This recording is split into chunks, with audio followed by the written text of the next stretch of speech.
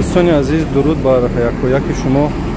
اینجا همون مکان حادثه است و الکی با کار شروع کردن خانه های ساکنان ضرر دیده رو الکی می سازند و حالا ما با خانه‌دار یک صحبت انجام میدهیم.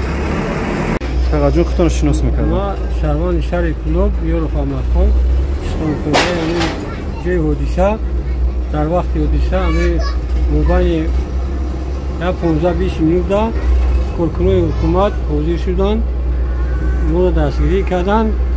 ما یکم کمبودی نداریم و پیشوای ملت محترم ایمانی رحمان مینداری خود به او بیان میکنیم که حقیقتا یکم کس به نظارت نمیبونده بوده، اما وقت دستگیری میگه هر سخنگویش میگه که ما شما را توقع نمیبونم، اما وقت جناب ولی برای ما چی خود داره مینداری خود را به اون بیان میکنیم. سلامت باش. کمک‌های خودش هم میرسونه، اما وقت سری وقت خودمون میان ایمون نظارت میکنن، آیا اهالی باید ما خبردار میشوند میپرسن.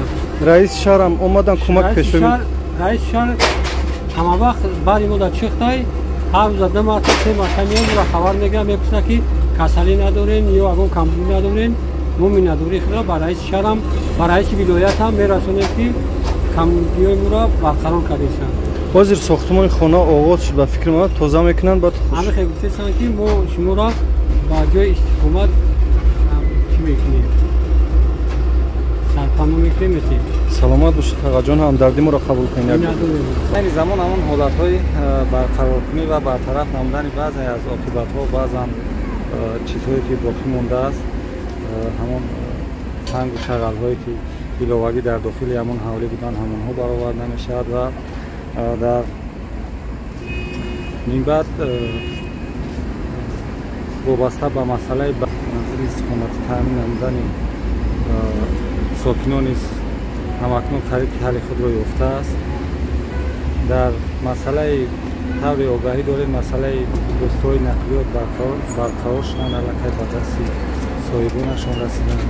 از با دستگیری و هدایت‌های پیشوای معظم ملت طور از روزهای اول شما شاهد بودید تمام مقامات داخلدار و شهر کلوب تشریف آوردن و در دایره همین دستور و هدایت‌ها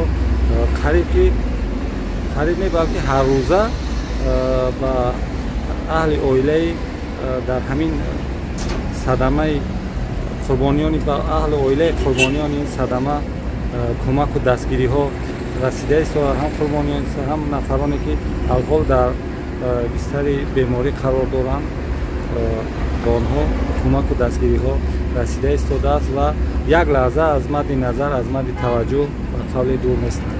کمک های پیشروی ملت با جراحت برداشتگان و با نفرانی که فوتیدند الکی رسیدند؟ بله الکی رسیدند و همین روند دسترس کردن کمک ها ادامه دارند و تا لحظه به سر پا خیستن مجروحان یعنی تحت نظارت هم مورد توجه قرار دارند و باوری داریم که هر چیز زودتر شفای عاجل و کامل می‌یابند.